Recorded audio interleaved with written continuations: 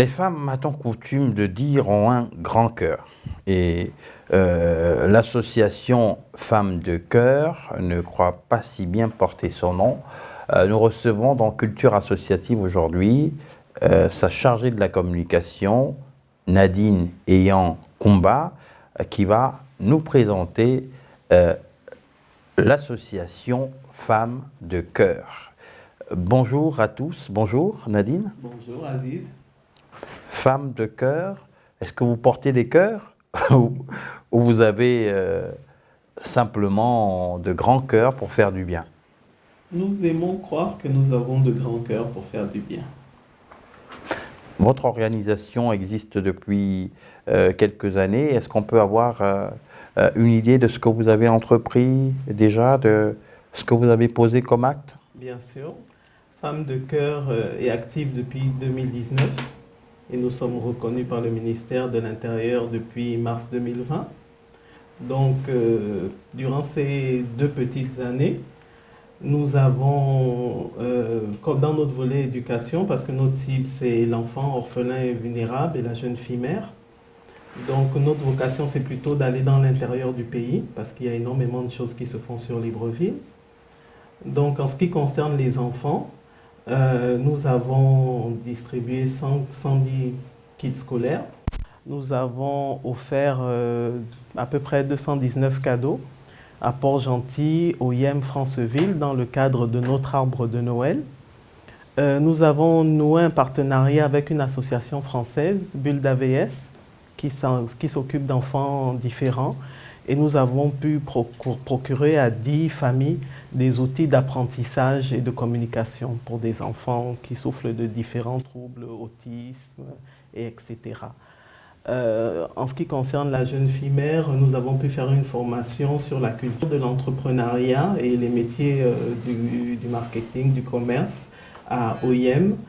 Durant la campagne, durant le Covid-19, nous avons pu offrir quelques matériels de protection au Centre international de Nkembo et nous avons eu l'opportunité de distribuer à 4 ou 5 orphelinats 1 tonne de thon. Principalement, c'est ce que nous avons pu faire durant ces... Et qu'est-ce qui vous a décidé à vous lancer dans cette association et dans l'assistance des personnes et notamment des enfants en difficulté?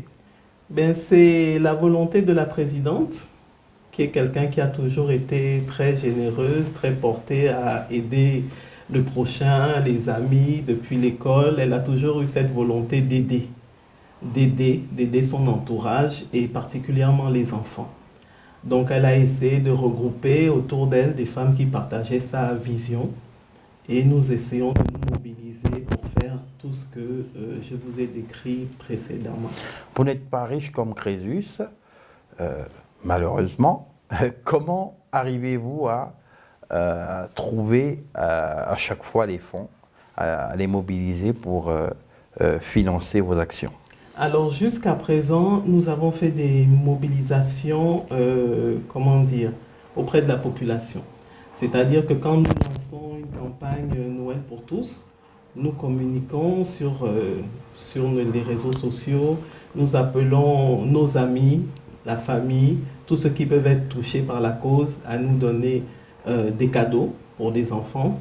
On donne une tranche d'âge de la ville que nous avons ciblée. Donc on nous donne des cadeaux, on nous donne de l'argent, on nous aide à offrir ce Noël à ces enfants. Et nous procédons de la même manière pour la rentrée scolaire. Les gens nous donnent des fournitures, de l'argent, de l'assistance diverse. Donc jusqu'à présent, nous avons fonctionné avec la générosité de nos concitoyens. Et nous essayons justement d'aller vers des partenariats un peu plus institutionnels, si je peux dire aussi, ou des partenariats privés. Alors, vous rencontrez beaucoup d'enfants, beaucoup de personnes en difficulté. Lorsque vous leur posez un regard, lorsque vous posez un regard sur ces personnes vulnérables, qu'est-ce que ça vous inspire? C'est, ce sont des découvertes de tous les jours. Parce que nous affrontons, nous découvrons des choses que l'on ne pouvait pas soupçonner. On est plus dans le milieu des orphelinats. Il y a des enfants qui se retrouvent vraiment avec... parce qu'il n'y a pas que des orphelins qui sont dans ces structures. Il y a des enfants que les parents sont venus déposer là parce qu'ils ne peuvent pas s'en occuper. Donc on découvre vraiment le dénuement, la réalité. Ce sont des découvertes permanentes. Des découvertes permanentes qui suscitent aussi, on peut l'imaginer, puisque vous êtes des mères, des mamans, une certaine émotion. Bien sûr, bien sûr. Vraiment une émotion certaine. On est désemparés et puis on se dit que chacun a sa petite mission sur cette terre.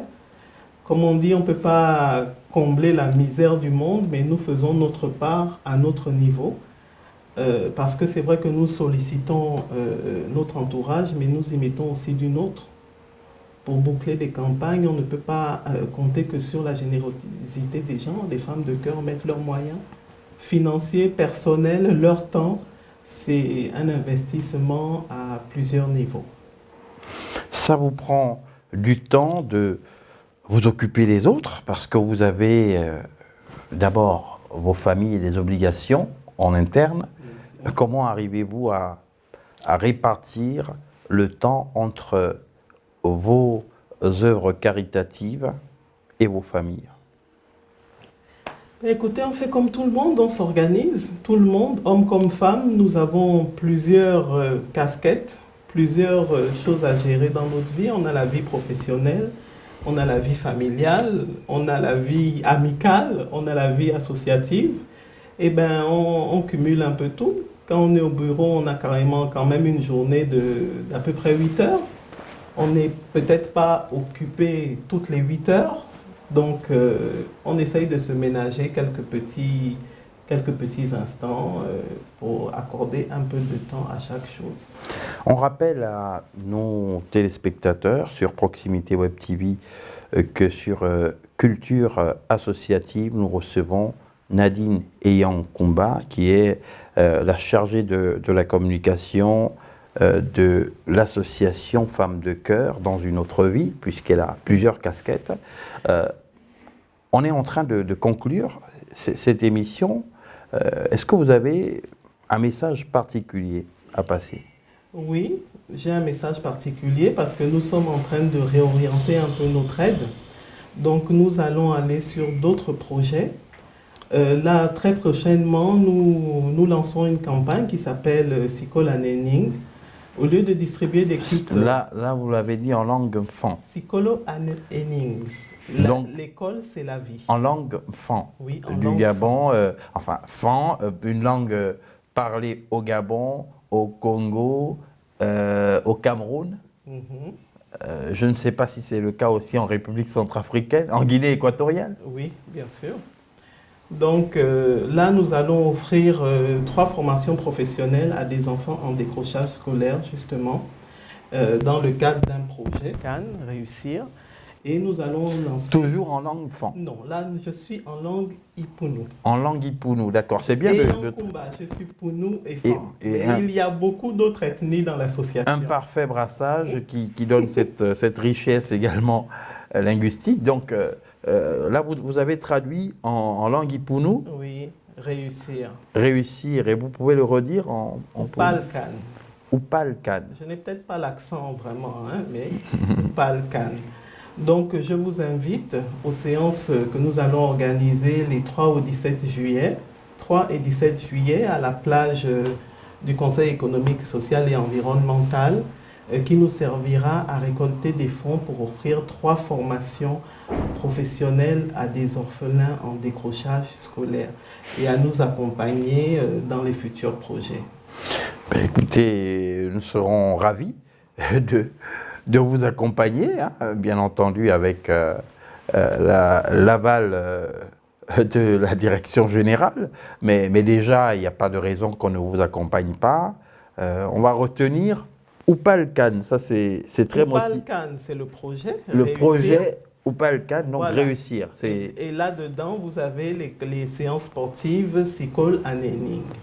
Bah, écoutez, c'est un parfait métissage qui va certainement conduire à des résultats intéressants, vu qu'il y a de nombreuses compétences qui vont se mélanger pour, on en est sûr, donner en tout cas le meilleur résultat possible. Merci Nadine et Yankoumba d'avoir répondu à notre invitation. Merci à vous. Et à vous, fidèles téléspectateurs, de nous avoir suivis sur nos différentes plateformes numériques.